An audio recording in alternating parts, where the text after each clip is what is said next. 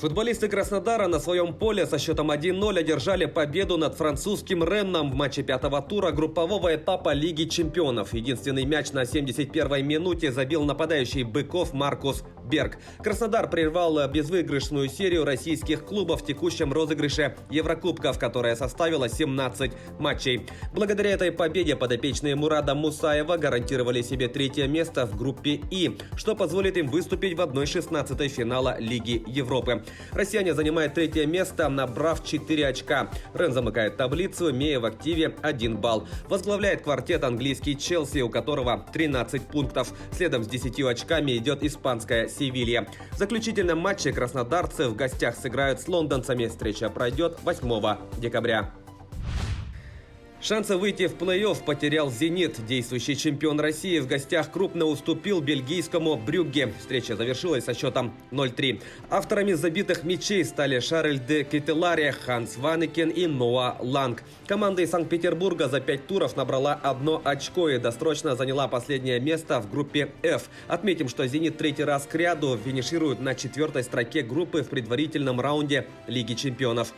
Брюгге идет на 3-й строке квартета, имея на счету 7 пунктов. С 10 баллами лидирует Боруссия. Вторым идет Лацио, у которого 9 очков. В последнем туре подопечные Сергея Симака на домашней арене примут дортмундский клуб. Матч состоится 9 декабря. А вот результаты других встреч игрового дня. РБ Лейпциг вышел победителем из выездной перестрелки с Истанбул Башакшехиром. Встреча завершилась со счетом 3-4 в пользу немецкой команды. Манчестер Юнайтед на Олд Траффорде со счетом 1-3 уступил ПСЖ. Дортмундская Боруссия и Лацио поделили очки, обменявшись по одному забитому мячу. Барселона в гостях одержала уверенную победу, отправив 3 безответных мяча в ворота Ференцвароша.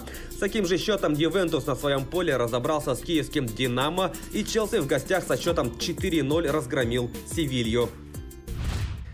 Совет Международной ассоциации легкоатлетических федераций отложил решение вопроса о выдаче нейтрального статуса российским спортсменам. Такое решение было принято накануне в ходе видеоконференции. Организация может вернуться к этой теме в марте, если российская сторона оперативно предоставит тщательно разработанный план своего восстановления.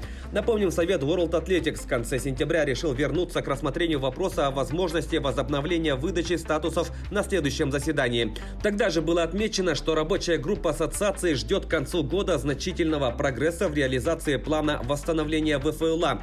Заявки на получение нейтрального статуса будут рассматриваться только в том случае, если рабочая группа и Совет будут удовлетворены планом.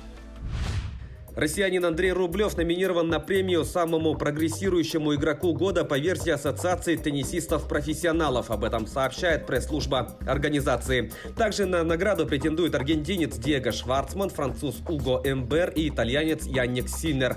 В активе Рублева 7 титулов на турнирах ATP, 5 из которых он завоевал в завершившемся сезоне.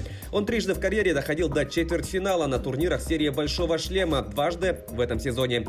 Индивидуальную награду ATP может получить еще один россиянин. 29-летний Андрей Кузнецов номинирован на премию «Возвращение года».